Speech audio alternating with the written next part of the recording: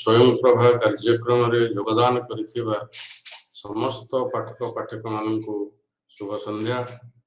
आज आमे द्वितीय अध्याय आरंभ करिबा। द्वितीय अध्यायर नामटी हैला सामंतवादर पुंजीवादर परिवर्तन।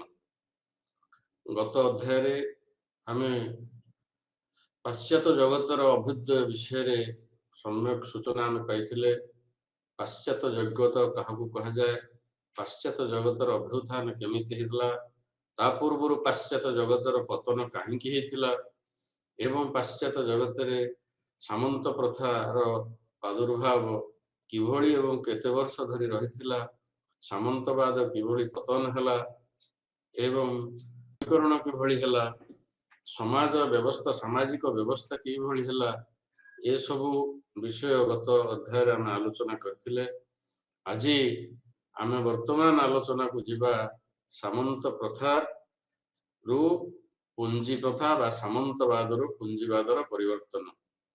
तहले सामंतवाद प्रथा एवं पुंजीवाद प्रथा भिन्न भिन्न समय रे एहा लोकलोचन को आसीथिला बा समाज को आसीथिला, किंतु सामंत प्रथावाद से यही पाश्चात्य जगतर विभिन्न देश रे आरंभ होइथिला। किंतु प्रथमे यही सामंतवाद प्रथा फ्रांस रु आरंभ होइथिला, हेले मध्य जर्मनी रोम इत्यादि स्थान रे ए सामंत प्रथा रहिथिला। किंतु तार परिसर तार वैशिष्ट्य तार आभिमुख्य जदिव किछि भिन्न थिला, किंतु सामग्रिक दृष्टि देखिले ए सबुर लक्ष्य प्रायतः एका थिला। तले सामंतवाद कोण केमिति सृष्टि हला पाश्चात्य जगत रे, काहींकी सामंतवाद समाज रे प्रतिफलित हला, ए कथा आमे प्रथमे बुझिबा पड़िबो। तापरे आमे पुंजीवाद को जीवा। सामंतवाद कथा न जानिले आमे पुंजीवाद विषय रे जानि परिबा नाही। तले ख्रीष्टीय अष्टम शताब्दी रे जेतेबेले सम्राट चार्लमेन शासक थिले, सेतेबेले यही पाश्चात्य जगतर विभिन्न राष्ट्र तथा France Italy Germany Spain Holland ए सबु अंचल रे तांकर गोटे विशाल साम्राज्य गठन हेतिला, प्रतिष्ठा हेतिला एवं से समय रे सुशासनर व्यवस्था थिला। किंतु नवम शताब्दी बेलकू से विराट साम्राज्यर पतन आस्ते आस्ते आस्ते आस्ते हला एवं खंड विखंडित हो गला, जहा फल कि लोक माने निजको असुरक्षित मन कले, विशृंखलित मन कले, निजर भितर कौन से विचारवंत रहिला नाही। एही समय रे जणे जणे सामंत मानक अधीन रे से साधारण लोक माने रहिबा पई आश्रय नेबा पई सेमाने चिंता करिथिले। एही समय मध्यरे सेमानकु जेउ माने सब आश्रय देथिले बा जेउ मानक छत्र छाया तळे ए साधारण लोक माने रहिथिले, सेही मानकु परवर्ती पर्याय रे सामंत बोली कहा जायतिला। तेबे चार्लमेनकर मृत्यु परे ए पाश्चात्य जगत जेतेबेले खंड खंड होई गला, जेते विभाजन होई गला, एहार सुविधा देखि बा ए अराजकतार सुविधा देखि अनेक दस्यु लुंठनकारी आक्रमणकारी माने पाश्चात्य जगतर चतुर्पार्श्व वितरण करने लगिले एवं सेमानंकर आक्रमण सेमानंकर अत्याचार जोगु दुर्बल निरीह सरल लोक माने गभीर आतंक रे कालतिपात कले। एही सरल व्यक्ति माने से समय रे निजर आत्मरक्षा पई चाहुथिले, व्याकुल होउथिले जे कहा पाखरे आमे आश्रय नबु। काहेकि ना एही समय रे जो क्षुद्र क्षुद्र राजा माने क्षुद्र क्षुद्र प्रदेश रे सेमाने सेमानंकर शासन तुलौथिले, सेतेबेले सेमानंकर शासन मध्य सुरक्षित नथिला कि सेमाने एही साधारण व्यक्ति विशेषों को मध्य सुरक्षा दे पारु नथिले। सेमानंकर शासन मध्य दुर्बल थिला बोली सेतेबेले प्रमाण करिथिला। एही अतिशय दुर्बल राजकीय क्षमता तत्कालीन समाज को सुरक्षा प्रदान करि नथिला।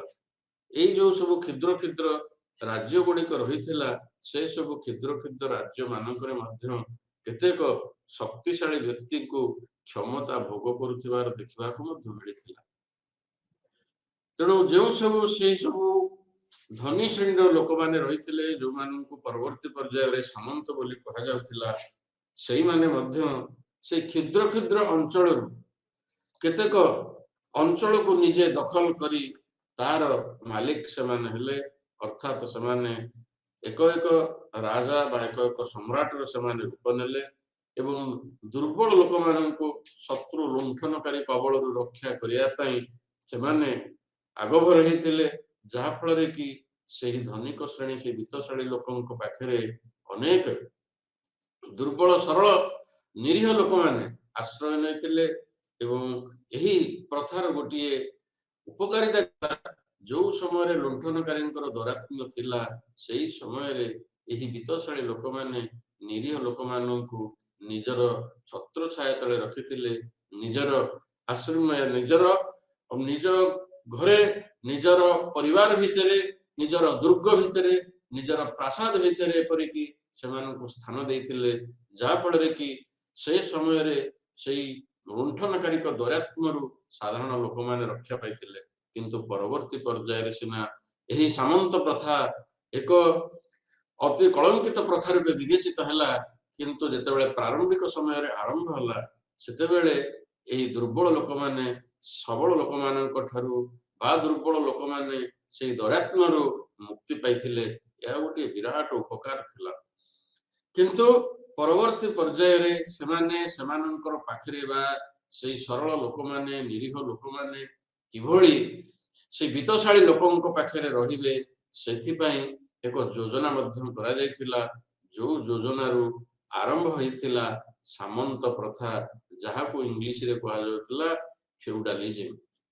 ତେଣୁ ଫେଉଡାଲିଜିମ ଫିଉଡ ଶବ୍ଦରୁ ଉଦ୍ଧୃତ। ତାହେଲେ ଫିଉଡ ଅର୍ଥ କଣ? ନା ଫିଉଡ ଅର୍ଥ ହେଉଛି ଏକ ଜମି, ଯୋଉ ଜମିକୁ ଦାନ କରାଯାଉଥିଲା, ସେଇ କୃଷକ ମାନଙ୍କୁ ଦାନ ତ କରାଯାଉନଥିଲା, ସେଇମାନେ ସେ କାର୍ଯ୍ୟରତ ରହିବେ, ସେ ଜମିରେ ସେମାନେ କାର୍ଯ୍ୟ କରିବେ। ତେଣୁ ଯୋଉ ଫେଉଡ ଶବ୍ଦ, ସେ ଫେଉଡ ଶବ୍ଦଟି ଫିଉଡ ବା ଫେପ୍ ଶବ୍ଦରୁ ଉଦ୍ଧୃତ ହେଇଥିଲା, ଯାହାକୁ ଯୋଉ ଜମିକୁ ସାମନ୍ତ ମାନେ ପ୍ରଜାଙ୍କୁ ବା ସେ ନିରୀହ କୃଷକ ମାନଙ୍କୁ ତାଙ୍କ ଅଧୀନରେ ଥିବା ଲୋକମାନଙ୍କୁ ଦାନ କରୁଥିଲେ, ପର୍ଟିକୁଲାରଲି ନିର୍ଦ୍ଦିଷ୍ଟ ଭାବରେ ସେଇ ଜମିକୁ ଫେପ୍ ବା ଫିଉଡ ବୋଲି କୁହାଯାଉଥିଲା। ଏବଂ ସେ ଜମିର ଚାଷବାସ କାର୍ଯ୍ୟ ସେଇ ସାଧାରଣ ଲୋକମାନେ କରିବେ ଏବଂ ତାଙ୍କ ସାମନ୍ତଙ୍କ ଅଧୀନରେ ରହିବେ, ତାଙ୍କ ସାମନ୍ତଙ୍କର କଥା ମାନିବେ, ସେଇ କଥା ଅନୁସାରେ ସେମାନେ ସମସ୍ତେ ପରିଚାଳିତ ହେବେ। ତେଣୁ ସେମାନେ ଯେହେତୁ ସେଇ ବିତ୍ତଶାଳୀ ସାମନ୍ତ ମାନଙ୍କ ଠାରୁ ସେ ଜମି ହାସଲ କରିଥିଲେ, ତେଣୁ ତାଙ୍କ ପ୍ରତି ମଧ୍ୟ ସେମାନଙ୍କର ଆନୁଗତ୍ୟ ରହିଲା। ସେମାନେ ସାମନ୍ତ ମାନଙ୍କର କଥା ମାନିକି ସଦାବେଳେ ଚଳିଲେ। ଏହି ସମୟରେ ସାମନ୍ତ ମାନଙ୍କ ସହିତ ପ୍ରଜା ବା ନିରୀହ ଲୋକମାନଙ୍କର ସମ୍ପର୍କ ଆରମ୍ଭ ହେଲା। ରାଜାଙ୍କ ସହିତ ପ୍ରଜା ମାନଙ୍କର ଯୋଉ ସମ୍ପର୍କ ଥିଲା, ସେ ସମ୍ପର୍କ ଆସ୍ତେ ଆସ୍ତେ ଆସ୍ତେ ଆସ୍ତେ ଦୂରୀଭୂତ ହେଇଗଲା, ଫଳରେ ରାଜତନ୍ତ୍ର ଦୁର୍ବଳ ହେଇଗଲା। ତେଣୁ ରାଜ୍ୟର ଚତୁଃପାର୍ଶ୍ୱରେ ଏହି ସମୟରେ ଶକ୍ତିଶାଳୀ ବା ବିତ୍ତଶାଳୀ ବ୍ୟକ୍ତି ମାନଙ୍କର ଅଭିବୃଦ୍ଧି ହେଲା। ସେମାନଙ୍କ ପାଖରେ ଅନେକ ଭୂ ସମ୍ପତ୍ତି ଥିଲା। ରାଜା ହେଲେ ମଧ୍ୟ ରାଜାଙ୍କ ପାଖରେ ସେଇଭଳି କୌଣସି ସମ୍ପତ୍ତି ଥିଲେ ମଧ୍ୟ ତାଙ୍କ ପାଖରେ କୌଣସି ପ୍ରଜାମାନେ ଆଶ୍ରୟ ନେଇପାରି ନଥିଲେ। ତେଣୁ ସାଧାରଣ ପ୍ରଜାମାନେ ରଜାଙ୍କୁ ଯୋଉ ପ୍ରଭୁ ବୋଲି ବୋଲଉଥିଲେ, ସେମାନେ ରଜାଙ୍କୁ ପ୍ରଭୁ ବୋଲି ନ କହି ବା ସମ୍ରାଟ ମାନଙ୍କୁ ପ୍ରଭୁ ବୋଲି ନ କହି ସେମାନେ ସାମନ୍ତ ମାନଙ୍କୁ ପ୍ରଭୁ ବୋଲି ମାନିନେଲେ ଏବଂ ସାମନ୍ତ ମାନେ ହେଲେ ଲର୍ଡ। ଏଠି ରଜା ବା ସମ୍ରାଟ ମାନେ ଆଉ ଲର୍ଡ ହେଲେନି ବା ପ୍ରଭୁ ହେଲେନି, ସାମନ୍ତ ମାନେ ଲର୍ଡ ହେଲେ। ଏଇ ଯୋଉ ଫେଉଡାଲ ପ୍ରଥା, ଏଇ ଯୋଉ ସାମନ୍ତ ପ୍ରଥା ପ୍ରଥମେ ଯୋଉ ଫ୍ରାନ୍ସର ଅଭ୍ୟୁଦୟ ହେଲା ଏବଂ ଏଇଠାରେ ହିଁ ସେଟା ପୂର୍ଣ୍ଣତା ଲାଭ କଲା। କ୍ରମଶଃ ଫ୍ରାନ୍ସରୁ ଆସ୍ତେ ଆସ୍ତେ ୟୁରୋପ ମହାଦେଶର ଅନ୍ୟାନ୍ୟ ରାଷ୍ଟ୍ରକୁ ପ୍ରସାରିତ ହେଲା। ସବୁ ଦେଶରେ ଯଦି ବା ଏକ ପ୍ରକାର ଏଇ ସାମନ୍ତ ପ୍ରଥା ନଥିଲା, ତଥାପି ମଧ୍ୟ ମୌଳିକ ବିଷୟରେ ୟୁରୋପର ଚତୁଃପାର୍ଶ୍ୱରେ ଏହି ଫିଉଡାଲ ପ୍ରଥା ବା ଏ ସାମନ୍ତ ପ୍ରଥା ପ୍ରଚାରିତ ହେଇଥିଲା। ତାହେଲେ ଏ ସାମନ୍ତ ପ୍ରଥାରେ ସାମନ୍ତ ମାନଙ୍କର ଆନୁଗତ୍ୟ ଗୋଟିଏ ଉତ୍ସବ ପାଳନ କରାଯାଉଥିଲା, ଯେତେବେଳେ ସାମନ୍ତ ମାନଙ୍କୁ ଏ ଜମି ପ୍ରଦାନ କରାଯାଉଥିଲା ସେତେବେଳେ ଗୋଟିଏ ଉତ୍ସବ ପାଳନ କରାଯାଉଥିଲା, ଯୋଉ ଉତ୍ସବକୁ ବା ପ୍ରଭୁଙ୍କର ଆନୁଗତ୍ୟ ମନୁଷ୍ୟ ବୋଲି କୁହାଯାଉଥିଲା, ଇଂଲିଶରେ ତାକୁ ହୋମେଜ ବୋଲି କୁହାଯାଉଥିଲା। ତେଣୁ ଏହି ଉତ୍ସବରେ ପ୍ରଜାମାନେ ସାମନ୍ତଙ୍କ ପାଖରେ ନତମସ୍ତକ ହେଇ ରହିବେ ଏବଂ ଏକ ନିୟମ କରିବେ ବା ଶପଥ କରିବେ, ଧର୍ମଗ୍ରନ୍ଥ ଉପରେ ହାତ ରଖି ସେମାନେ ଈଶ୍ୱରଙ୍କ ନାମରେ ନିଜର ପ୍ରଭୁଙ୍କ ପାଖରେ ବିଶ୍ୱସ୍ତ ହେବେ ବୋଲି ଏକ ଶପଥ କରିବେ, ଯୋଉ ଶପଥକୁ ଓଥ ଅଫ ଫିଡାଲିଟି ବୋଲି ମଧ୍ୟ କୁହାଯାଉଥିଲା। ଏବଂ ତା ପରେ ପରେ ଭୂମିର ପ୍ରତୀକ ସ୍ୱରୂପ କିଛି ଡାଳପତ୍ର ସେମାନେ ପ୍ରଜାଙ୍କ ହାତରେ ବା ସାମନ୍ତ ମାନେ ପ୍ରଜାଙ୍କ ହାତରେ ଅର୍ପଣ କରୁଥିଲେ। ଏହି କାର୍ଯ୍ୟକୁ ଇନଭେଷ୍ଟିଚ୍ୟୁଡ ମଧ୍ୟ କୁହାଯାଉଥିଲା ବା ପଦବୀ ସ୍ଥାପନ ନାମରେ କଥିତ କରାଯାଇଥିଲା। ଏହିପରି ଭାବରେ ପ୍ରଜାମାନେ ବା କୃଷକମାନେ ବା ସେଇ ନିରୀହ ଜନସାଧାରଣ ଲର୍ଡଙ୍କ ଆଗରେ ବା ତାଙ୍କ ପ୍ରଭୁଙ୍କ ଆଗରେ ବନ୍ଦନା ଜଣାଇ ଶପଥ କରି ତାଙ୍କ ପାଖରୁ ଭୂମି ନେଇ ନିଜ ପ୍ରଜାମାନେ ନିଜ ଲର୍ଡଙ୍କର ଅନୁଗତ ହଉଥିଲେ। ତେଣୁ ପ୍ରଜାର ଏ ସମୟରେ କର୍ତ୍ତବ୍ୟ ମଧ୍ୟ କିଛି ରହିଥିଲା, ନିର୍ଦ୍ଦିଷ୍ଟ କର୍ତ୍ତବ୍ୟ। ସେ କର୍ତ୍ତବ୍ୟକୁ ବାଦ ଦେଲେ ଆହୁରି ଅନ୍ୟାନ୍ୟ କର୍ତ୍ତବ୍ୟ ମଧ୍ୟ ରହିଥିଲା। ତେଣୁ ବିଶେଷ କରି ମୁଖ୍ୟତଃ ଏହି ସାମନ୍ତ ପ୍ରଥାରେ ପ୍ରଜାଙ୍କର ବା ସେ କୃଷକଙ୍କର ମୁଖ୍ୟତଃ ତିନୋଟି ତାଙ୍କର କର୍ତ୍ତବ୍ୟ ଥିଲା। ସେ ତିନୋଟି କର୍ତ୍ତବ୍ୟ ହେଲା କଣ ନା, ପ୍ରଥମରେ ଲର୍ଡଙ୍କ ପାଖରୁ ବା ସାମନ୍ତଙ୍କ ପାଖରୁ ଆହ୍ୱାନ ପାଇଲା ପରେ ପ୍ରତ୍ୟେକ ପ୍ରଜା ଯୁଦ୍ଧକୁ ଯିବାକୁ ବାଧ୍ୟ ହେଉଥିଲେ ଏବଂ ବର୍ଷକ ମଧ୍ୟରେ ବିଶେଷ କରି 40 ଦିନ ଯୁଦ୍ଧ କରିବା ପାଇଁ ତାଙ୍କର ବାଧ୍ୟତାମୂଳକ ଥିଲା। ଏ ଥିଲା ତାଙ୍କର ପ୍ରଥମ କର୍ତ୍ତବ୍ୟ। ଦ୍ୱିତୀୟ କର୍ତ୍ତବ୍ୟ ହେଲା ଲର୍ଡଙ୍କ ପାଖରୁ ବା ସାମନ୍ତଙ୍କ ପାଖରୁ ଆହ୍ୱାନ ପାଇଲେ ତାଙ୍କ ଦରବାରକୁ ପ୍ରଜାମାନେ ଯିବାକୁ ବାଧ୍ୟ ହେଉଥିଲେ। ତୃତୀୟରେ ହେଲା ପ୍ରତ୍ୟେକ ପ୍ରଜା ବା ପ୍ରତ୍ୟେକ କୃଷକ ମାନେ ତିନୋଟି ପ୍ରଧାନ କାର୍ଯ୍ୟରେ ତାଙ୍କ ପ୍ରଭୁ ବା ସାମନ୍ତଙ୍କୁ ସେ ସାହାଯ୍ୟ କରିବେ। ସେ ତିନୋଟି କାର୍ଯ୍ୟ ହେଲା କଣ ନା, ଯେତେବେଳେ ସାମନ୍ତଙ୍କର ଜ୍ୟେଷ୍ଠ ପୁତ୍ର ନାଇଟ ପଦବୀରେ ଅଭିଷିକ୍ତ ହେବେ ବା ଏକ ବୀରତ୍ୱ ପଦ୍ଧତିରେ ସେ ଅଭିଷିକ୍ତ ହେବେ, ସେତେବେଳେ ଏହି ପ୍ରଜାମାନେ ବିନା ପାରିଶ୍ରମିକରେ ତାଙ୍କୁ ଶ୍ରମଦାନ କରିବେ।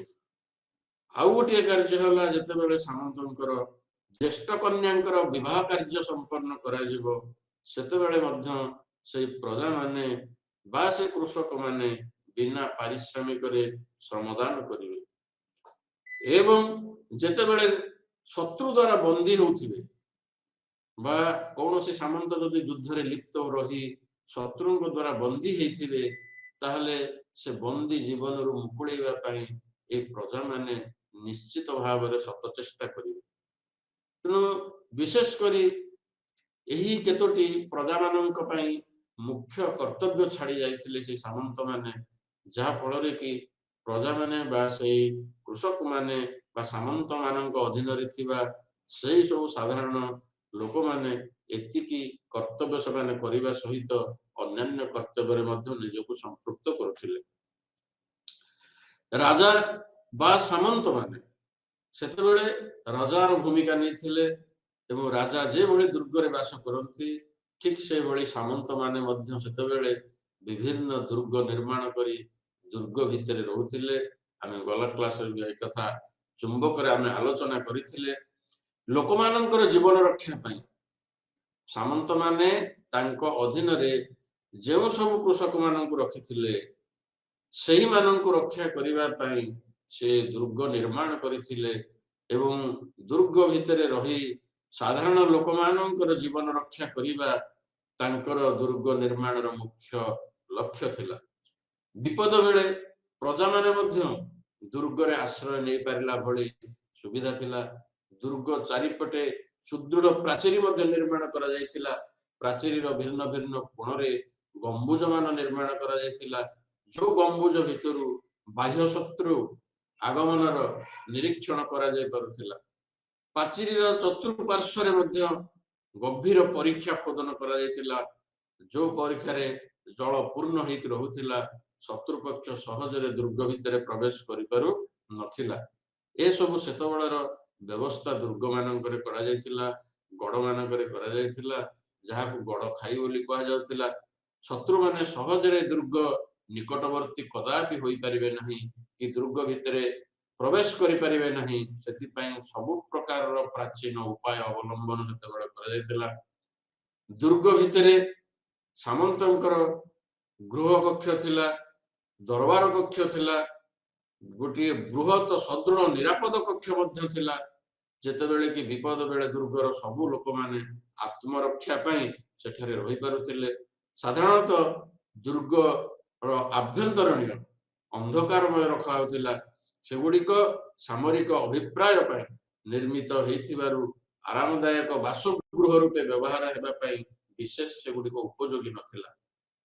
ତେଣୁ ଜଣେ ଜଣେ ଲର୍ଡଙ୍କର ଗୋଟିଏ ଦୁର୍ଗ ନୁହଁ, ଅନେକ ଦୁର୍ଗ ଏମିତି ରହିଥିଲା, କାରଣ କି ନା ଯୋଉ ସାମନ୍ତଙ୍କ ଅଧୀନରେ ଅଧିକ ପ୍ରଜାମାନେ ଥିଲେ ସେମାନଙ୍କୁ ସୁରକ୍ଷା ଦେବା ପାଇଁ ବିଭିନ୍ନ ପ୍ରକାରର ବିଭିନ୍ନ ସ୍ଥାନରେ ଦୁର୍ଗ ନିର୍ମାଣ କରାଯାଇଥିଲା। ଯଦି ଗୋଟିଏ ସାମନ୍ତଙ୍କ ଅଧୀନରେ ଅଧିକ ପ୍ରଜା ଥିବେ, ଅଧିକ କୃଷକ ମାନେ ଥିବେ, ତାହେଲେ ଗୋଟିଏ ଦୁର୍ଗ କେବେ ବି ସେମାନଙ୍କୁ ସୁରକ୍ଷା ଦେଇପାରିବନି। ଏ ଅଭିପ୍ରାୟ ନେଇ ଜଣେ ଜଣେ ସାମନ୍ତ ଅନେକ ଦୁର୍ଗ ମଧ୍ୟ ନିର୍ମାଣ କରିଥିଲେ ଏବଂ ମଧ୍ୟଯୁଗୀୟ ୟୁରୋପୀୟ ବିଭିନ୍ନ ଦେଶରେ ବହୁ ସଂଖ୍ୟକ ସୁଦୃଢ ଦୁର୍ଗ ଗୁଡିକ ଦେଖିବାକୁ ମଧ୍ୟ ମିଳିଥିଲା। ମଧ୍ୟଯୁଗରେ ଏହି ସାମନ୍ତ ମାନଙ୍କ ମଧ୍ୟରେ ଗୋଟେ ନାଇଟ ପଦବୀର ମଧ୍ୟ ପ୍ରଚଳନ ଥିଲା। ଅର୍ଥାତ୍ ନାଇଟ ପଦବୀ ହେଉଛି ଏକ ବିରୋଚିତ ପଦବୀ, ଯେଉଁମାନଙ୍କର ଉପଯୁକ୍ତ ସାମରିକ ଶିକ୍ଷା ଥିବ, ବଳିଷ୍ଠ ଚେହେରା ଥିବ, ଉପଯୁକ୍ତ ପ୍ରମାଣପତ୍ର ସେମାନଙ୍କର ରହିଥିବ, ସେମାନେ ନାଇଟ ପଦବୀରେ ସେମାନଙ୍କୁ ଭୂଷିତ କରାଯିବ। ଯେଉଁମାନେ କି ଆଗରୁ ଅଭିଜ୍ଞ ସାମରିକ ସେନାପତି ମାନଙ୍କ ସହିତ ବା ସାମରିକ ବିଭାଗର ଅଭିଜ୍ଞ ବ୍ୟକ୍ତି ମାନଙ୍କ ସହିତ, ଅଭିଜ୍ଞ ସୈନିକ ମାନଙ୍କ ସହିତ ସେମାନେ ରହି ସେମାନଙ୍କର ତାଲିମ ନେବେ, ତାପରେ ଯାଇ ନିଜକୁ ବିରୋଚିତ ଉପାଧିରେ ଭୂଷିତ କରାଯିବ। ଏଥିପାଇଁ ମଧ୍ୟ ଏକ ମହୋତ୍ସବର ଆୟୋଜନ କରାଯାଉଥିଲା, ଯୋଉ ଆୟୋଜନ ମଧ୍ୟରେ ତାକୁ ଏ ପଦବୀ ପ୍ରଦାନ କରାଯାଉଥିଲା। ତେବେ ଜଣେ ଯୁଦ୍ଧ ବିଦ୍ୟା ସାହସ ସହିତ ଉନ୍ନତତର କର୍ତ୍ତବ୍ୟନିଷ୍ଠ, ଉଦାରତା, ପରୋପକାର, ଭଦ୍ରତା, ଦାନଶୀଳତା ପ୍ରଭୃତି ଗୁଣ ତା ପାଖେ ରହିଥିବା ଦରକାର। କେବଳ ଯେ ସାମରିକ ବିଦ୍ୟାରେ ସେ ନିପୁଣତା ହାସଲ କରିଥିବ ତା ନୁହଁ। ଆତ୍ମସମ୍ମାନ ପାଇଁ ସେମାନେ ସଜାଗ ମଧ୍ୟ ରହୁଥିଲେ। ଦୁର୍ବଳ ମାନଙ୍କୁ ରକ୍ଷା କରିବା ଥିଲା ସେମାନଙ୍କର ମୁଖ୍ୟ କର୍ତ୍ତବ୍ୟ। ଏହି ମଧ୍ୟଯୁଗରେ ସମାଜର ବର୍ବରତା, ସମାଜର ନିଷ୍ଠୁରତା, ସମାଜର କ୍ଷମତା ଲିପ୍ସା ମଧ୍ୟରେ ନାଇଟି ମାନଙ୍କର ବା ନାଇଟି ଧାରୀ ବ୍ୟକ୍ତି ମାନଙ୍କର ଆଦର୍ଶ ସ୍ୱଭାବ ସେ ଯୁଗକୁ ଅନେକ ଦୃଷ୍ଟିରୁ ସୁଖମୟ କରିଥିଲା, ଅନେକ ଦୃଷ୍ଟିରୁ ଉଚ୍ଚାଙ୍ଗ ସମାଜ ସୃଷ୍ଟି କରିଥିଲା। ସେମାନଙ୍କର ଏହି ଆଦର୍ଶ ଆଜି ପର୍ଯ୍ୟନ୍ତ ଶିଭାଲରୀ ବା ବିରୋଚିତ ଭଦ୍ରତା ନାମରେ ପରିଚିତ ଅଛି। ତେବେ ରାଜାର ପୁତ୍ର ହଉ କିମ୍ବା ସମ୍ଭ୍ରାନ୍ତଙ୍କର ପୁତ୍ର ହଉ, ସମ୍ଭ୍ରାନ୍ତ ରୂପେ ଜନ୍ମ ହେଇଥିଲେ, ମାତ୍ର ନାଇଟ ରୂପେ କୌଣସି ବ୍ୟକ୍ତିର ଜନ୍ମ ଲାଭ ହେଉନଥିଲା। ତେବେ ରଜାଙ୍କର ପୁତ୍ର ହେଉ, ସାମନ୍ତଙ୍କର ପୁତ୍ର ହଉ, ସମସ୍ତଙ୍କୁ ନାଇଟ ଉପାଧି ଦିଆଯାଉନଥିଲା। ନିଜର ବୀରତ୍ୱ ବଳରେ ହିଁ ଜଣେ ନାଇଟ ପଦ ପ୍ରାପ୍ତ ହେବା ପାଇଁ ଯୋଗ୍ୟ ହେଉଥିଲା। ସେହି ସମ୍ମାନୀୟ ପଦ ପାଇଁ ରାଜାମାନେ ମଧ୍ୟ ଲାଳାୟିତ ହେଉଥିଲେ।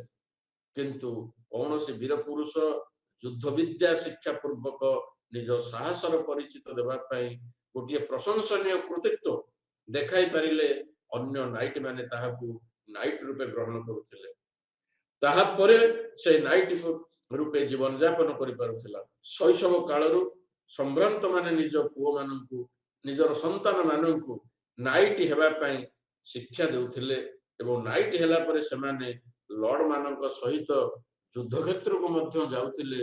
ଯୋଉ ଯୁଦ୍ଧ କ୍ଷେତ୍ରରେ ତାଙ୍କର ଅଭ୍ୟାସ କରାଯାଉଥିଲା, ଯୋଉ ଯୁଦ୍ଧ ଭୂମିରେ ସେମାନଙ୍କର ପ୍ରତିଯୋଗିତା କରାଯାଉଥିଲା, ଏହି ପ୍ରତିଯୋଗିତା ପାଇଁ ସେତେବେଳେ ମଧ୍ୟ କୃତ୍ରିମ ଯୁଦ୍ଧ, ଯାହାକୁ ଟୁର୍ଣ୍ଣାମେଣ୍ଟ ବୋଲି କୁହାଯାଏ, ସେତେବେଳେ ଅନୁଷ୍ଠିତ ହଉଥିଲା।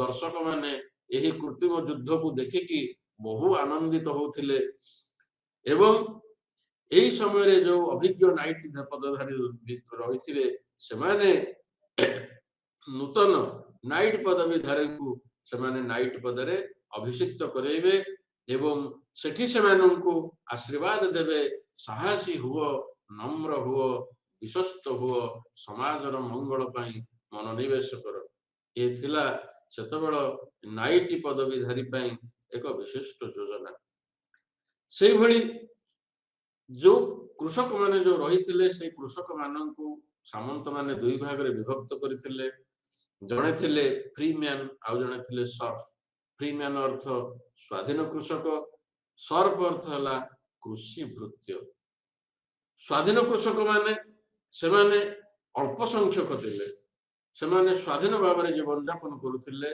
स्वाधीन भाव में यातायात करुथिले किंतु अन्य जो कृषि भृत्य माने थिले सेमानंकर संख्या मात्राधिक थिला संख्याधिक थिला स्वाधीन कृषक माने विभिन्न प्रकार श्रम करुथिला बेले गोटे स्थान आउ गोटे स्थान को यातायात करिपारुथिला स्थले किंतु कृषि भृत्य माने सेपरी स्वाधीनता हासिल करिपारि नथिले सदा सदर्पदा से जो जमीन बास करुथिले सही ठारे ही से माने रहिबाकु बाध्य होइतिले लॉर्डों बिना अनुमति से माने यातायात करिपारु नथिले गोटे गोटे क्षुद्र क्षुद्र छोट छोट कुड़िया घर करिक रहुथिले एपरिकी झड़ी वर्षा समय रे मध्य से कुड़िया भितरे से माने आश्रय नेउथिले जो कुड़िया भितरे से माने जे एकाकी रहुथिले ता न शुकर कुकुड़ा इत्यादि मध्य गृहपालित पशु को मध्य सेठी रखी से माने एकत्र बास करुथिले लोक माने सेते बेले जो कुड़ियाटी तैयार थिले से सुखिला घास सुखिला नडारे से गुडी को तैयारी करा जाउथिला एवं गोटिए छोटिया कुड़िया रे मध्य से माने अधिक संख्यक लोक माने बास करुथिले जहार जीविका अत्यंत दयनीय थिला परिधान पई से माने स्वल्प वस्त्र व्यवहार करुथिले बंचिबा पई जत्किंचित खाद्य से माने ग्रहण करुथिले अस्वास्थ्यकर परिवेष्टिनी मध्यरे सेमानंकर शिशु संतान मानंकर मध्य जीवन काटुथिले एपरिकी एही अस्वाभाविक परिस्थिति जोगु मध्य अनेक शिशु मानंकर जीवन हानि घटुथिला तथापि मध्य बाध्य होई सामंतंक पाखरे प्रभुंक पाखरे बा लॉर्डंक पाखरे से कृषिभृत्य माने बा से कृषक माने बा निरीह सरल लोक माने मथा पाती रहिबा पई बाध्य होथिले किंतु लॉर्डों पाखरु पाइथिबा जमी रे समाने प्रत्येक दिन काम करिबा पई बाध्य होथिले उत्पन्न द्रव्यर गोटिए अंश सेमाने सेमानंक प्रभु को बा लॉर्ड को दबा को बाध्य होथिले सप्ताहर केतोटी निर्दिष्ट दिन रे से तांको प्रभुंक पई मध्य से निजे बिना पारिश्रमिक करे सेमाने श्रमदान करिया को बाध्य होथिले विशेष करी संक्षेप रे कहिबा को गले समाजर अधिकांश लोके सामंत जुगरे बहु दुखरे काल काटुथिले पराधीन जीवन यापन करुथिले एही सब थिला गोटे सामंत प्रथार गोटे अपकारिता गोटे चरम अपकारिता ए समय रे राजांकर कौन सब क्षमता थिला राजा निजे शक्तिशाली व्यक्ति माननकु सामंत रूपे स्वीकृति देवा को बाध्य होइतिले तेणु राजांकर रानी को महारानी कहा जाउथिला बेले सामंतंकर सही पत्नी को धर्मपत्नी को सामंताणी बोली कहा जाउथिला तेले राजांकर जहा मर्यादा सेते बेले थिला सामंत मानकर मध्य विभिन्न गडरे विभिन्न दुर्गरे विभिन्न प्रदेश रे तांकर मध्य मर्यादा समिति थिला जदि राजा सामंत माननकु से भली स्वीकृति दे नथांते तत्कालीन समाज अराजकता रे परिपूर्ण होइथांता तेबे से सामंत माने अराजकता को बंद करिया पई मध्य पदक्षेप नेथिले तेणु राजा सेमानंकु ए भली स्वीकृति प्रदान करिथिले काहे कि ना राजा निजे दुर्बल हेथिबारु सामंत मानंक उपरे बा सम्भ्रांत मानंक उपरे लोक माने निर्भर करिया को बाध्य होइथिले राजा सम्भ्रांत मानंकु निज राज्य रे बड़ बड़ भूमि सब प्रदान करथिले सेते बेले जो भूमिर अंश बा जो भूमि सम्भ्रांत माने बाध्य होई सही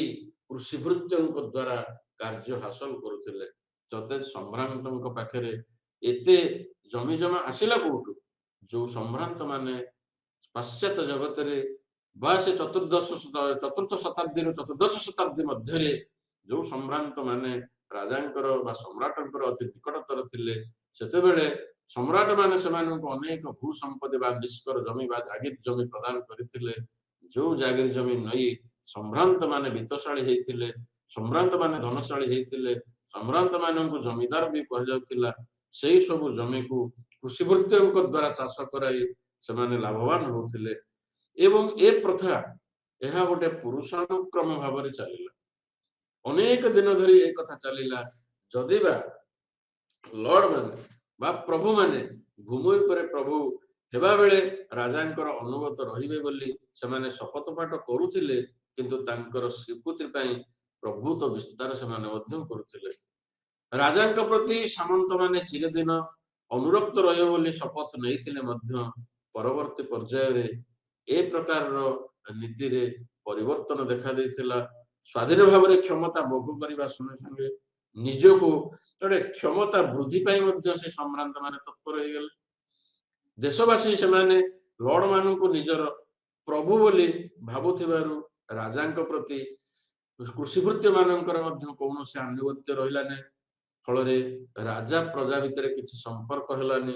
ସମ୍ଭ୍ରାନ୍ତ ମାନଙ୍କ ସହିତ ପ୍ରଜା ମାନଙ୍କର ସମ୍ପର୍କ ଆସ୍ତେ ଆସ୍ତେ ବଢି ବଢି ଚାଲିଲା। ତେବେ ଏହି ପରିପ୍ରେକ୍ଷୀରେ ସାମନ୍ତ ପ୍ରଥାର ଅନେକ ଉପକାରିତା ମଧ୍ୟ ଥିଲା।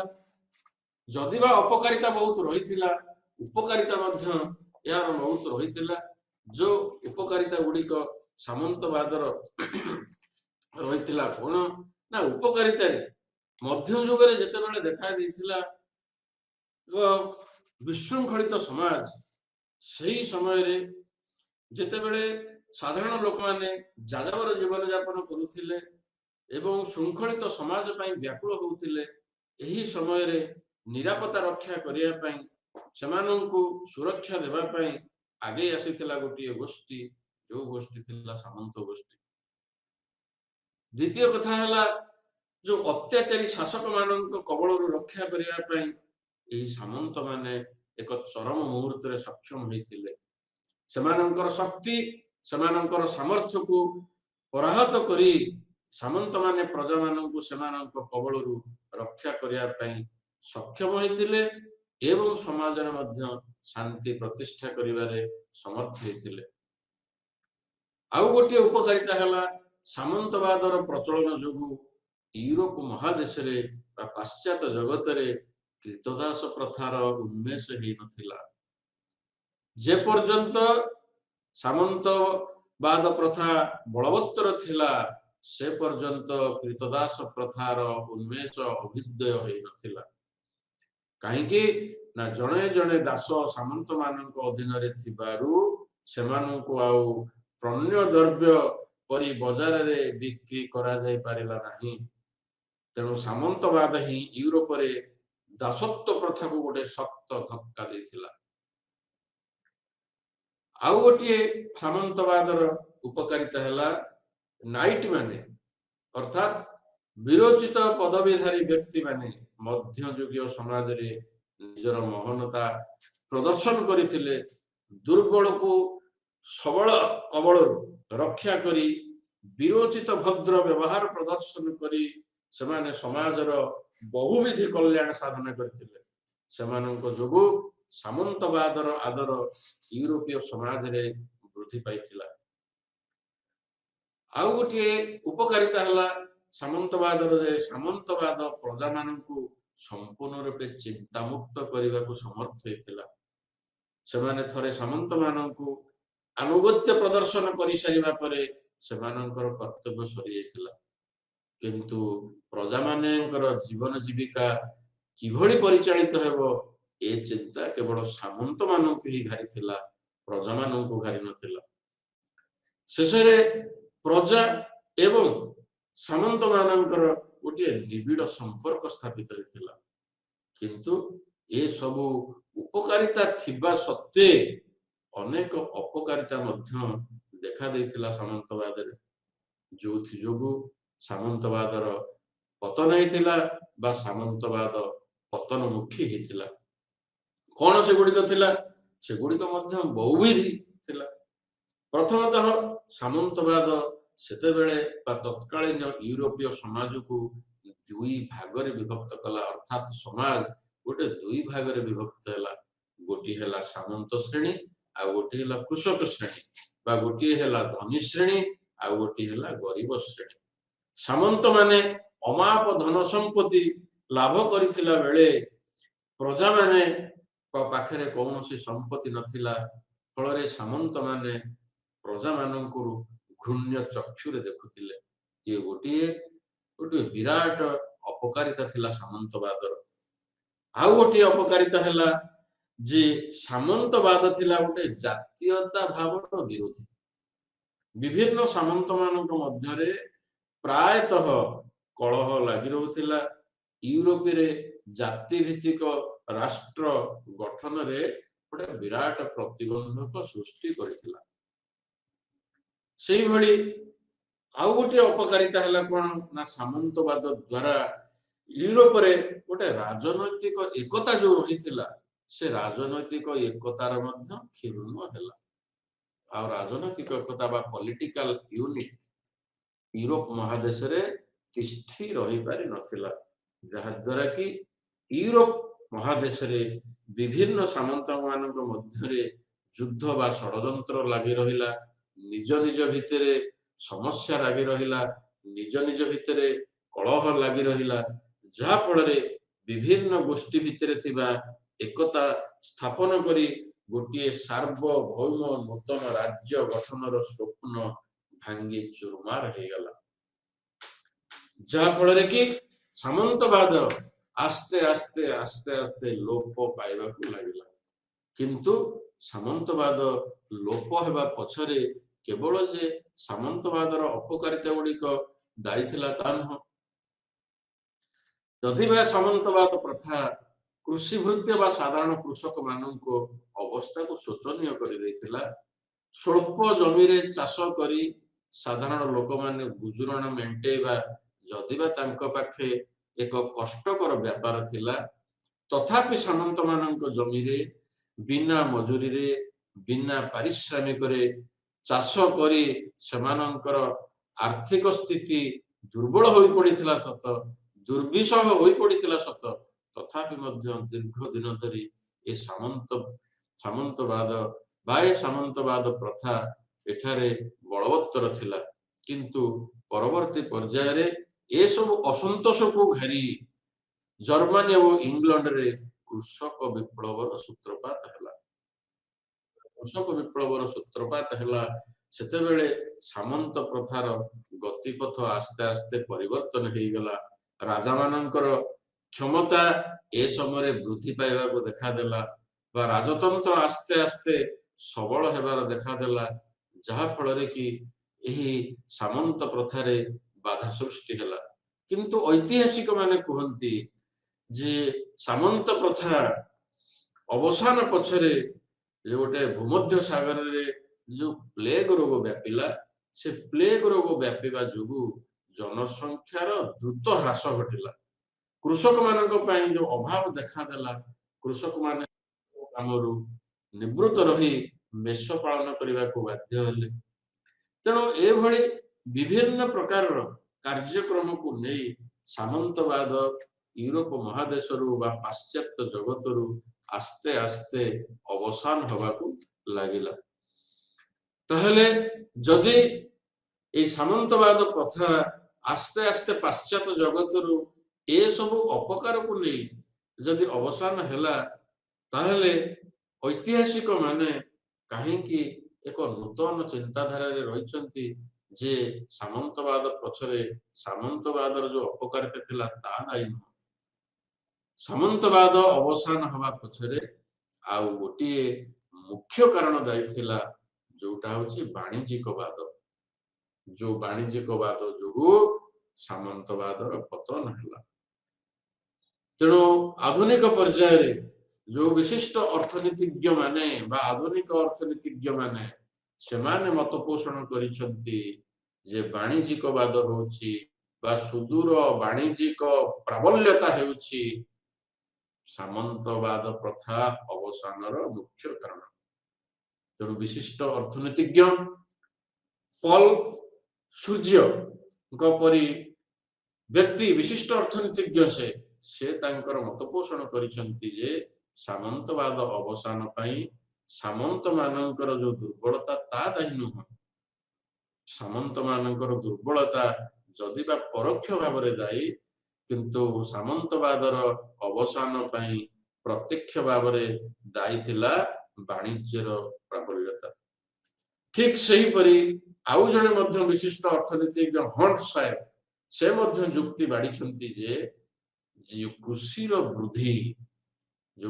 वृद्धि घटिला कृषि उत्पादन जो वृद्धि है कृषिजात द्रव्यर जो अमल वृद्धि पाइला या द्वारा कुटीर शिल्पर मध्य विकास है जो कुटीर शिल्पर बड़का द्रव्य बा कंचा माल को नहीं विभिन्न कल कारखाना सृष्टि है जो साधारण कृषक माने आउ कृषि भृत्य होई बा साधारण कृषक होई रहिबा को पसंद कलेनी सेमाने एही कृषिजात कार्यक्रम रे बा कृषि रे निजको मनोनिवेश करने को चेष्टा कले कुटीर शिल्प मानकर मनोनिवेश कले बड़ बड़ कल कारखाना श्रमिक भाव में रहा योजना बाढ़िले तेणु यही परिप्रेक्षी रे जेतेबेले सामंतवाद लोप पाइला यही समय रे पुंजीवादर उत्थान है पुंजी कहले अर्थ पुंजीवाद किए से पुंजीपति माने ताहले किए हेले ना जो माने सामंत थिले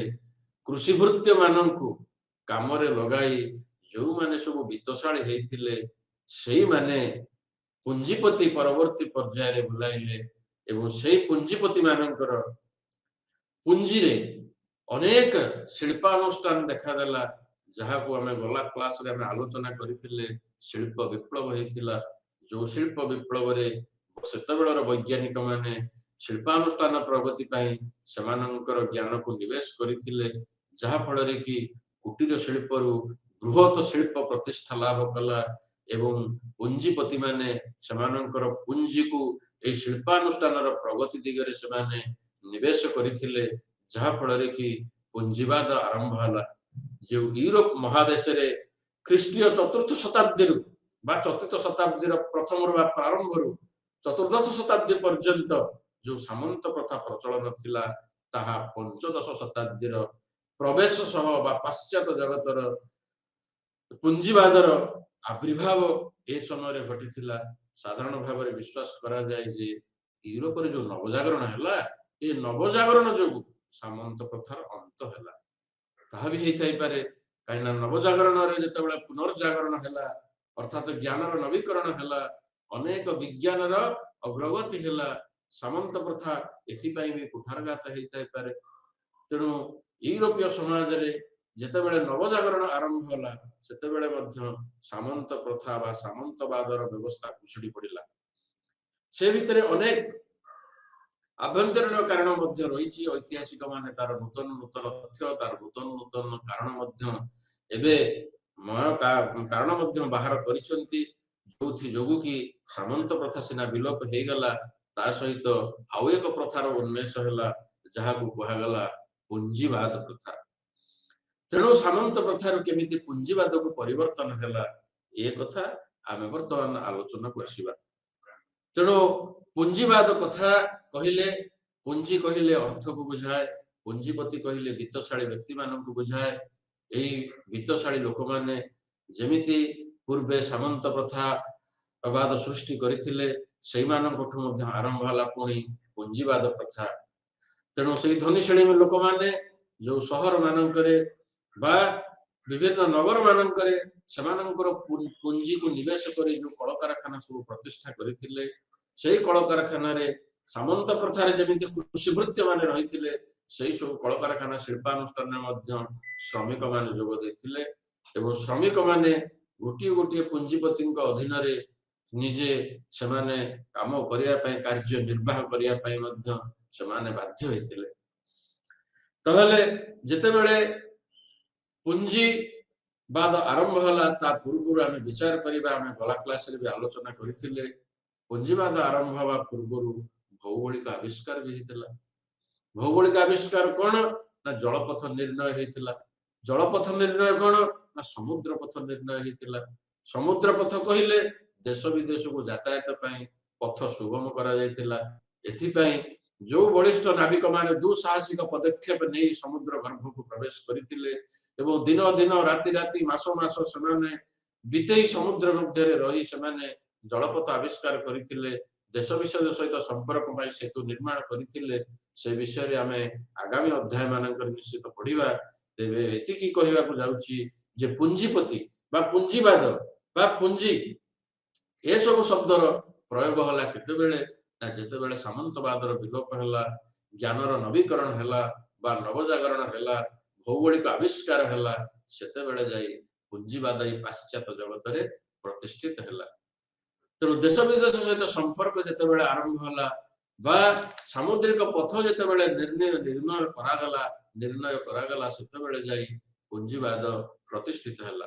कार्ल मार्क्सଙ୍କର मत अनुसार मुख्यतः आभ्यंतरीण कारण जो सामंतवादर पतन होता यह तो निश्चित, किंतु तांकर विचार है नूतन बजार सृष्टि वाणिज्यर समृद्धि जो जितेबले पण्य द्रव्य गुड़िक चाहिदा बढ़िला सेतेबेले जाई सामंतवादर पतन है एवं पुंजीवादर उन्मेष है।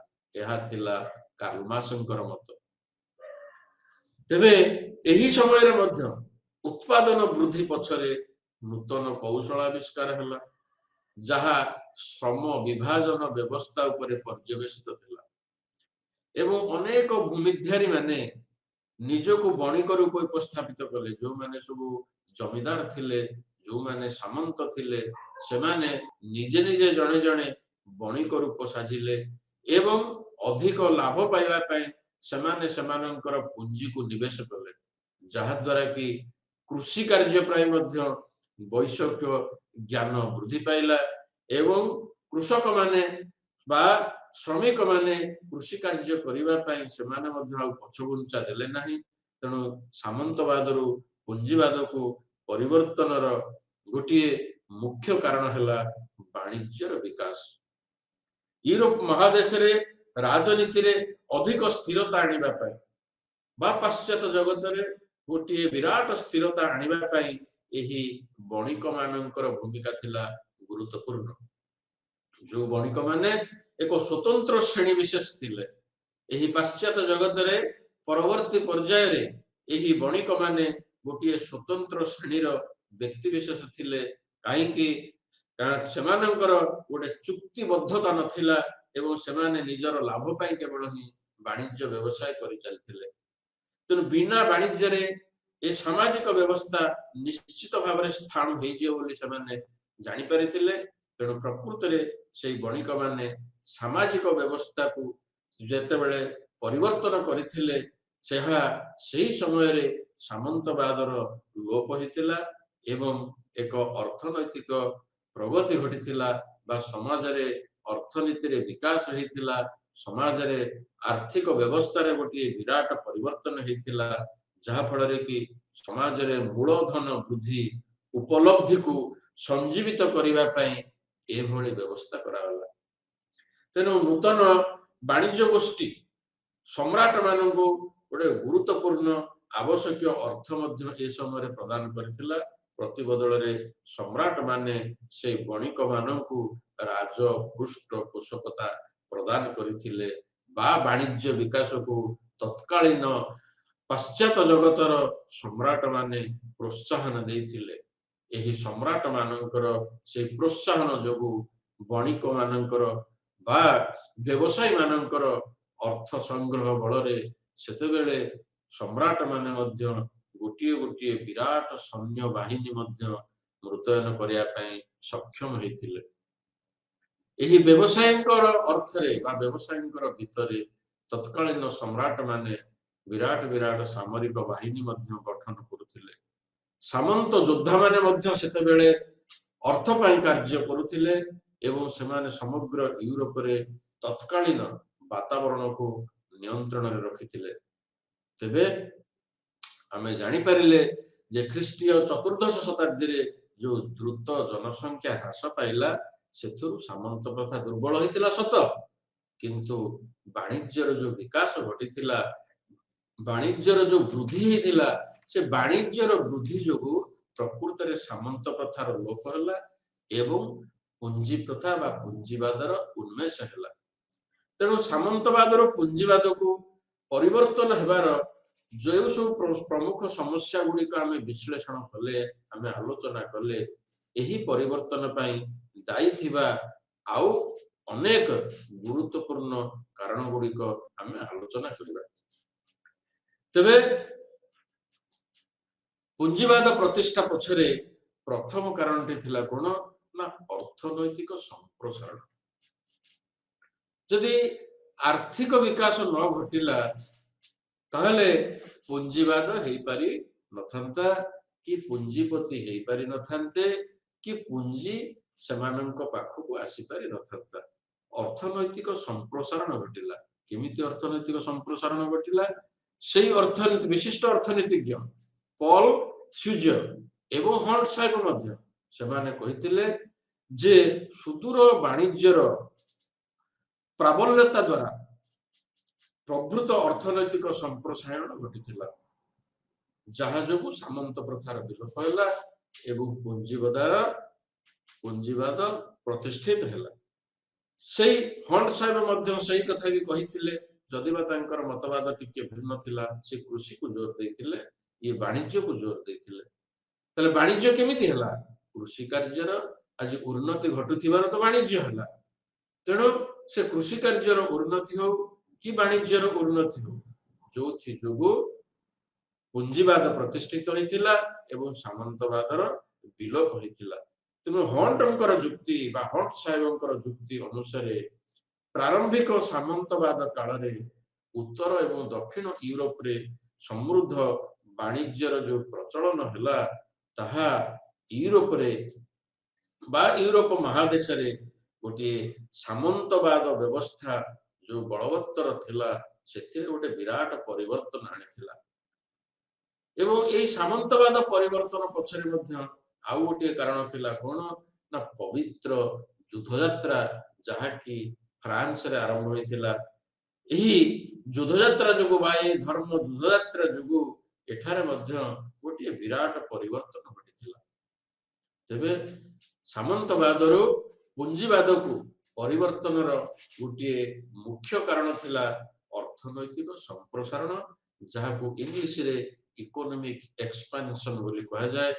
ଅନେକ ଅର୍ଥନୀତିଜ୍ଞ ମାନେ ମାର୍କ୍ସିଷ୍ଟ ଇକୋନୋମିଷ୍ଟ ସେମାନେ ମଧ୍ୟ ସେମାନଙ୍କର ସ୍ୱ ମତ ପ୍ରଦାନ କରିଥିଲେ। ଏ ଅର୍ଥନୀତିର କେମିତି ବିକାଶ ଘଟିଲା, ଏ ବାଣିଜ୍ୟର କେମିତି ବିକାଶ ଘଟିଲା, ମାର୍କାଟାଲିଜିମ କ୍ୟାପିଟାଲିଜିମ କେମିତି ଆସିଲା। ତେଣୁ ସେମାନଙ୍କର ମତ ମଧ୍ୟ ଭିନ୍ନ ଥିଲା, ଯୋଉଥି ଯୋଗୁ ବାଣିଜ୍ୟବାଦ ବା ଯୋଉଥି ଯୋଗୁ ପୁଞ୍ଜିବାଦ ପ୍ରତିଷ୍ଠିତ ହେଲା ଏବଂ ଦୀର୍ଘ ଚତୁର୍ଥ ଶତାବ୍ଦୀରୁ ଚତୁର୍ଦ୍ଦଶ ଶତାବ୍ଦୀ ପର୍ଯ୍ୟନ୍ତ ରହି ଆସିଥିବା ଏକ ସାମନ୍ତବାଦ ଉପରେ ବିରାଟ କୁଠାରଘାତ ଲାଗିଥିଲା। ଏହି ପରିପ୍ରେକ୍ଷୀରେ ଆମେ ଯଦି ପୁଞ୍ଜିବାଦର ପ୍ରତିଷ୍ଠା ଦିଗକୁ ଆସିବା, ଆଉ ଗୋଟିଏ କାରଣ ଯଦି ଆମେ ଦେଖିବା ସେଟା ହଉଛି ଶିଳ୍ପ ଉତ୍ପାଦନ ବା ଇଣ୍ଡଷ୍ଟ୍ରିଆଲ ପ୍ରଡକ୍ସନ। ପୁଞ୍ଜିବାଦ କେମିତି ହେଲା? ଯଦି ଯୋଉ ସବୁ ଶିଳ୍ପାନୁଷ୍ଠାନ ଗୁଡିକ ପ୍ରତିଷ୍ଠା ହେଲା ସେ ଶିଳ୍ପାନୁଷ୍ଠାନ ଗୁଡିକ ତତ୍କାଳୀନ ସମୟରେ ଯଦି ରୁଗ୍ଣ ହେଇଯାଇଥାନ୍ତା ତାହେଲେ ତ ପୁଞ୍ଜିବାଦ ପ୍ରତିଷ୍ଠିତ ହେଇପାରି ନଥାନ୍ତା। ତାହେଲେ ଶିଳ୍ପ ଉତ୍ପାଦନ ସେ ସମୟରେ କଣ ଥିଲା? ଶିଳ୍ପ ଉତ୍ପାଦନ ପାଇଁ ଦାୟୀ କୋଉ କୋଉମାନେ ଥିଲେ? କାହା ଯୋଗୁ ଶିଳ୍ପ ଉତ୍ପାଦନରେ ବୃଦ୍ଧି ପାଇଥିଲା? ପୁଞ୍ଜିପତି ମାନଙ୍କ ଯୋଗୁ ହେଇଥିଲା ନା ସେ ଶ୍ରମିକ ମାନଙ୍କ ଯୋଗୁ ହେଇଥିଲା? ଆମେ ତ ନିଶ୍ଚିତ ଆସିବା କ୍ୟାପିଟାଲିଜିମର ଯୋଉ ଡିଫରେଣ୍ଟ ଫ୍ୟାକ୍ଟର ରହିଛି, କ୍ୟାପିଟାଲିଜିମ ପାଇଁ କଣ କଣ ଆବଶ୍ୟକ ରହିଛି, ଯଦିବା ଆମେ ସେଇଟା ଡିବେଟ 2 ରେ ଆଲୋଚନା କରିବା, ଆମେ ଆସନ୍ତା ଅଧ୍ୟାୟରେ ଆଲୋଚନା କରିବା। ଆମେ ବର୍ତ୍ତମାନ ସେ କଥା ଆଲୋଚନା କରିବାନି। ଆମେ ଆଲୋଚନା କରୁଛେ କେମିତି ସାମନ୍ତବାଦରୁ ପୁଞ୍ଜିବାଦକୁ ପରିବର୍ତ୍ତନ ହେଲା ଯୁଗ, ଯୋଉ ଯୁଗ ଦୀର୍ଘ ଦିନ ଧରି ସାମନ୍ତବାଦରେ ଲିପ୍ତ ଥିଲା, କେମିତି ପୁଣି ପୁଞ୍ଜିବାଦ ହେଇଗଲା। ପ୍ରଥମ କାରଣ ଯଦି ଅର୍ଥନୈତିକ ସମ୍ପ୍ରସାରଣ ଥିଲା, ତାହେଲେ ଦ୍ୱିତୀୟ କାରଣ ହେଲା ଶିଳ୍ପ ଉତ୍ପାଦନ ବା ଶିଳ୍ପଜାତ ସାମଗ୍ରୀର ସମ୍ପ୍ରସାରଣ। ତାହେଲେ ଏଥିପାଇଁ କଣ ଯାଇଥିଲେ, କିଏ ଯାଇଥିଲେ, କୋଉଠି ଯାଇଥିଲେ, କେତେବେଳେ ଯାଇଥିଲେ, ଏଇଟା ଆମେ ବିଚାରକୁ ଆଣିବାକୁ ପଡିବ।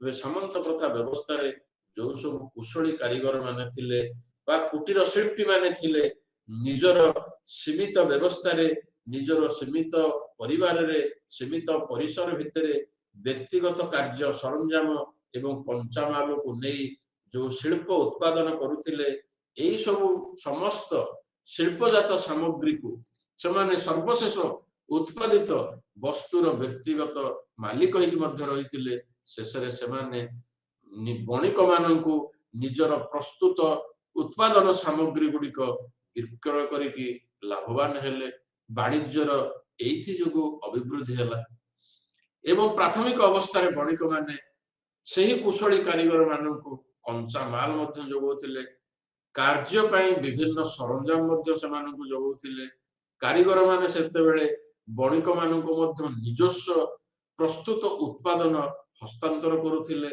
नियम दियण व्यवस्था बा देवा नवा व्यवस्था गोटे विधिवत भाव गोटे श्रृंखलित भाव जो व्यवसायी माने कंचा माल आनी रॉ मटेरियल आनी सेमानंक कुशली कारीगर को प्रदान करुथिले एवं कुशली कारीगर माने निजर उत्पादित द्रव्य को पर्टिकुलर निर्दिष्ट भाव रे सही व्यवसायी मानन को दउथिले विक्रय करिया पई जो व्यवसायी माने दिनकु दिन लाभरु लाभवान हेले अधिकरु अधिक लाभ करि चलिले जेबो सेमानंकर आर्थिक विकास घटिला सेमाने उत्पादित केंद्र मान प्रतिष्ठा कले बा वाणिज्यिक केंद्र मान प्रतिष्ठा कले एई सब व्यवस्था रु शिल्प व्यवस्था मध्य जन्म लाभ कला तेणु एई वाणिज्यवाद बा पुंजीवाद जो व्यवस्था आरंभ हला ए पुंजीवाद व्यवस्था आरंभ पछरे सेही कारणटी मुख्य थिला जे शिल्प जात द्रव्यर प्रसारण बा शिल्प उत्पादन जदि ए समय रे शिल्प व्यवस्था रुग्ण ही पड़ी थांता जदि दुर्बल ही पड़ी थांता कुशली कारीगर मानकर जदि अभाव रही थांता बा व्यवसायी मानकर व्यवसाय दिगरे जदि आग्रह न थांता कुशली कारीगर माननको जदि कंचा माल से माने सप्लाई करि पारि न थांते बा जोगाण करि पारि न थांते किंबा कारीगरी ज्ञान कौशल जदि से माननको प्रदान करि न थांते होय तो सेही शिल्पानुष्ठान उत्पादन रे देवालिया देखा जाय थांता आ पुंजीवाद प्रतिष्ठित हेई होई पारि न थांता ताहले अर्थनैतिक संप्रसारण एवं शिल्पजात सामग्रीर उत्पादन एथिपाई मुख्यतः दायी थिला तेणु जदि शिल्पजात द्रव्यर उत्पादन वृद्धि पाइथिला ताहले सेगुड़िक विक्रय पाई विक्रय केंद्र मान मध्य आवश्यक बिक्री करिबा पाई व्यवसाय मध्य आवश्यक तेणु पुंजीवाद प्रतिष्ठा दिगरे आउ गोटे मुख्य कारण दायी थिला कोन ना व्यवसाय और वाणिज्य जहां ट्रेड एंड कॉमर्स बोली कहा जाए ताले व्यवसाय सृष्टि करबा को पड़ियो व्यवसाय माने ही व्यवसाय करिवे तेणु कमर्शियल मैटर रहिथिबा दरकार कमर्शियल लक्ष्य बा वाणिज्यिक लक्ष्य समानकर रहिथिबा दरकार कुटीर शिल्परु प्रोडक्शन सिना हे जीवो उत्पादन सिना हे जीवो ताकू विक्रय करिवो के से विक्रय हबो कोठी सेति पई विक्रय करिबा पई व्यवसायी मानकर मध्य उत्थान हला व्यवसायी माने आग्रह सहकारे से माने लोकलोचन को चली आसिले बा समाज को चली आसिले सेते बेले बा तत्कालीन यूरोप समाज रे तत्कालीन पाश्चात्य जगत रे गोटे व्यवसायी गोष्ठी मध्य आरंभ हला जो व्यवसायी गोष्ठी पाश्चात्य जगत को दीर्घ दिन धरी कबलित करी रखिथिले तेणु कुशली कारीगर मानक ठारू समानकर उत्पादित सामग्री को सही व्यवसायी माने ही आणुथिले एवं व्यवसायी माने आनी व्यवसाय करुथिले कोठी व्यवसाय करुथिले ना व्यवसाय केंद्र मान सब प्रतिष्ठा करा जायतिला केमिति व्यवसाय केंद्र प्रतिष्ठा हला व्यवसाय केंद्र जेते बेले प्रतिष्ठा हला सेते बेले बा तार पूर्वरु पंचदश शताब्दी रे पाश्चात्य जगत रे यूरोप महादेश रे समुद्रिक अभियान हेतिला बा जलपथ आविष्कार हेतिला बा भौगोलिक आविष्कार हेतिला जहा फल रे कि व्यवसायी माने जलपथर आश्रय नै गोटे देशरु आउ गोटे देश को जाई सेमानंकर व्यवसाय प्रतिष्ठान आरंभ करितिले बा व्यवसाय केंद्र सृष्टि करितिले व्यवसाय संघ प्रतिष्ठा करितिले गोटे देशर उत्पादित द्रव्य आउ गोटे देश रे जाई विक्रय हेई परिला बा गोटे देशर उत्पादित द्रव्य आउ एक देश रे जाई उपलब्ध हेई परिला गोटे देशर उत्पादित द्रव्य आउ गोटे देश रे जाई आवश्यकता को मेंटेन परिला ଏହା ହିଁ ସମ୍ଭବ ହେଇଥିଲା ସେ ଭୌଗୋଳିକ ଆବିଷ୍କାର ଦ୍ୱାରା।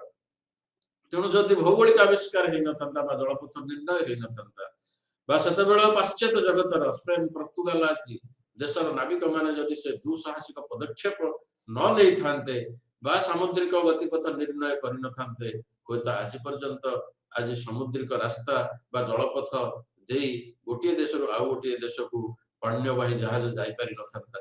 ତେଣୁ ପଞ୍ଚଦଶ ଶତାବ୍ଦୀରେ ପାଶ୍ଚାତ୍ୟ ଜଗତର ଏହା ଥିଲା ମାନବ ସମାଜକୁ ବିଶ୍ୱ ମାନବ ସମାଜକୁ ଗୋଟେ ବୃହତ ଅବଦାନ, ଯାହାଦ୍ୱାରା କି ଗୋଟିଏ ଦେଶର ବଣିକ ମାନେ ଅନ୍ୟ ଦେଶରେ ଯାଇ ସେମାନଙ୍କର ବ୍ୟବସାୟ ପ୍ରତିଷ୍ଠାନ କରିପାରିଥିଲେ, ବ୍ୟବସାୟିକ କେନ୍ଦ୍ର ସ୍ଥାପନ କରିପାରିଥିଲେ, ବ୍ୟବସାୟିକ ସଂଘ ସ୍ଥାପନ କରିପାରିଥିଲେ ଏବଂ ସେ ଦେଶରେ ଯାହା ହିଁ ରହିପାରୁନଥିଲା, ଯାହା ସର୍ଟେଜ ରହୁଥିଲା, ଯାହା ଅଭାବ ରହୁଥିଲା ତାକୁ ପୂରଣ କରାଯାଇ ପାରୁଥିଲା।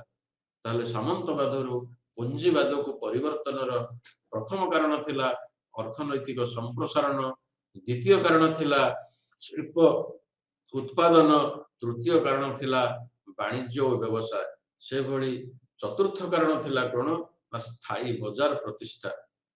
ତେଣୁ ଉତ୍ପାଦିତ ସାମଗ୍ରୀକୁ ଶିଳ୍ପାନୁଷ୍ଠାନ ପ୍ରତିଷ୍ଠା କଲେ କ'ଣ ହବ? ଶିଳ୍ପାନୁଷ୍ଠାନର ଯୋଉ ଉତ୍ପାଦନ ସାମଗ୍ରୀ ରହିଛି ତାକୁ କୋଉଠି ବିକ୍ରୟ କରାଯିବ, ସେଥିପାଇଁ ମାର୍କେଟର ଆବଶ୍ୟକତା ରହିଛି। ଯୋଉ କ୍ୟାପିଟାଲିଜିମର ଗୋଟିଏ ବୃହତ ଫ୍ୟାକ୍ଟର ହଉଛି ମାର୍କେଟ।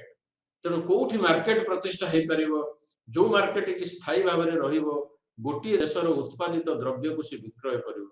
କାହିଁକି ନା ଯେତେବେଳେ ଇଂଲଣ୍ଡରେ ଶିଳ୍ପ ବିପ୍ଳବ ହେଲା ଏବଂ ଅନେକ ଶିଳ୍ପାନୁଷ୍ଠାନର ପ୍ରଗତି ହେଲା, ବହୁ ଶିଳ୍ପାନୁଷ୍ଠାନ ପ୍ରତିଷ୍ଠା କରାଗଲା, ସେ ଦେଶର ଜନସଂଖ୍ୟାକୁ ଚାହିଁ ସେ ସବୁ ଶିଳ୍ପାନୁଷ୍ଠାନରୁ ଯୋଉ ସବୁ ଉତ୍ପାଦିତ ଦ୍ରବ୍ୟ ଯୋଉ ବାହାରି ଆସିଲା, ଯୋଉ ଉତ୍ପାଦିତ ସାମଗ୍ରୀ ଯୋଉ ତିଆରି ହେଲା, ସେଗୁଡିକ ତାଙ୍କ ଦେଶର ଆବଶ୍ୟକତାଠାରୁ ଅଧିକ ରହିଥିଲା। ତାହେଲେ ସେ ବଳକା ସାମଗ୍ରୀ କରାଯିବ କ'ଣ? ସେ ବଳକା ସାମଗ୍ରୀକୁ ବିକ୍ରୟ କରିବା ପାଇଁ ଇଂଲଣ୍ଡର ଲୋକମାନେ ମାର୍କେଟ ଖୋଜୁଥିଲେ ବା ବଜାର ଖୋଜୁଥିଲେ ବା ବ୍ୟବସାୟିକ କେନ୍ଦ୍ର ଖୋଜୁଥିଲେ।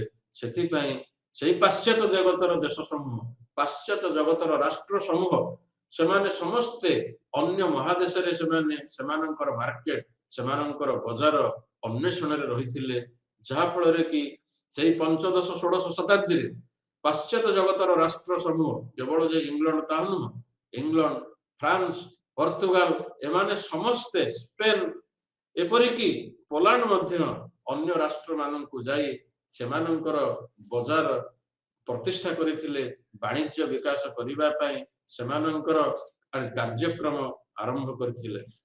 ତାହେଲେ ସ୍ଥାୟୀ ବଜାର ପ୍ରତିଷ୍ଠା ପାଇଁ ମଧ୍ୟ ସେତେବେଳେ ଯୋଜନା କରାଯାଇଥିଲା। ଯୋଉ ସମୟରେ କି ସ୍ଥାୟୀ ବଜାର ପ୍ରତିଷ୍ଠା ହେଇଥିଲା, ଉଦାହରଣ ସ୍ୱରୂପ ଇଂଲଣ୍ଡ ଭାରତ ବର୍ଷରେ, ଫ୍ରାନ୍ସ ଭାରତ ବର୍ଷରେ ଆସି ସେମାନଙ୍କର ଇଷ୍ଟ ଇଣ୍ଡିଆ କମ୍ପାନୀ ସବୁ ସ୍ଥାପନ କରିଥିଲା।